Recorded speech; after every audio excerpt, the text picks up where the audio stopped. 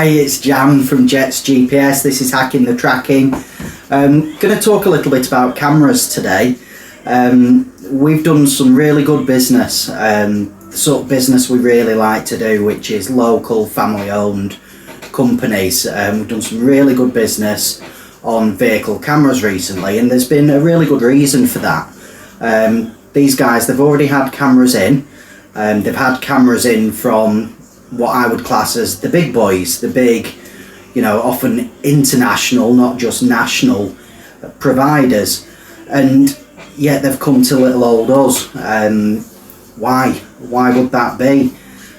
I think you can have the best kit in the world, it's still electronic equipment, stuff still happens, stuff still breaks. Having somebody who's local, who cares, where you're not just a little fish in a big pond, you're a big fish in a much smaller local pond, has been a real factor.